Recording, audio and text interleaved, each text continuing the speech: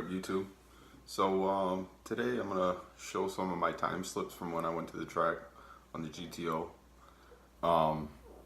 and so that's what we'll talk about. So if you like my channel, subscribe. Please like the videos. I really appreciate it. All right, so let's get into it. In the beginning, I showed the time slips. You can see I obviously raced my car a lot. I think I took it down the track 10 or 12 times or something. But I did all right. I would be happier if I was into the 12s, but I still needed to do the axles, which are done now. And then once I get the drive shaft done, which is paid for, I just have to go pick it up, which I'm hoping to do today. And once I get those in there, I think I got a chance at making 12s because I'll be able to launch my car. As you can see on my time slips, I 60 footed. It was okay, but I'd like to be closer to 1.6, 1.7. Then I know for sure I'd be in the 12s. So I'll talk about the time slips. I'll talk about what it was like. There wasn't much racing. I think I might have raced someone 2 or 3 times, and I got beat. But it's okay. So I was just working on my time at the track. I've only been to the track twice.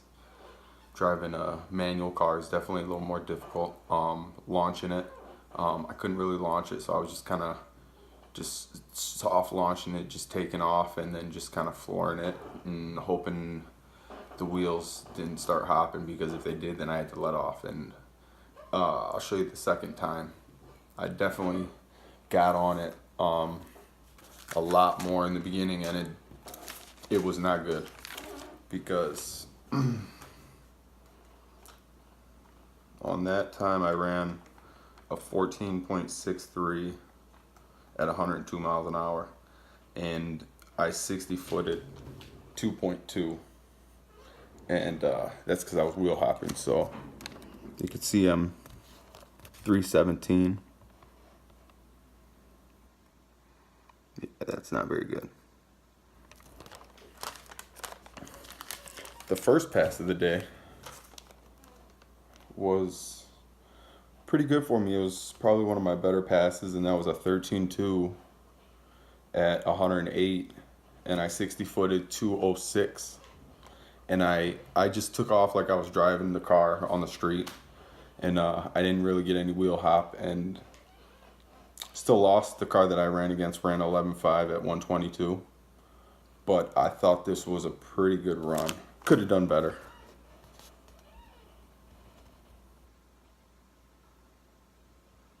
You could see 317, Greatlakes Dragaway, earlier in the day, 638. And I kind of hung around there.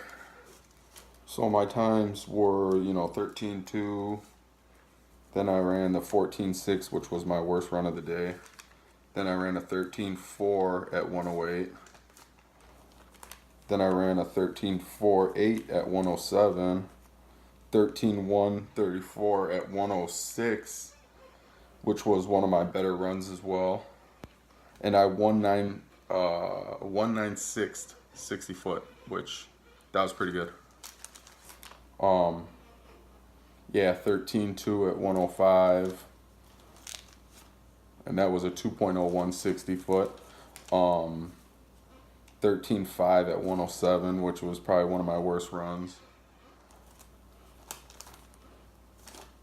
And that one, actually, I didn't 60 foot that bad. I just, the thing that I was thinking about is where does everyone else shift at? When you're going down the track, I was shifting 6,500, so that once I got to my next gear, I wasn't too low in my power band. But without the short throw shifter, it was such a long shift, so I was, going back down to 4,000, especially when I was shifting into 4th gear. At the end of the track, I would always drop down, and my power just wasn't there at the top end of the track. So that's one thing I got to work on.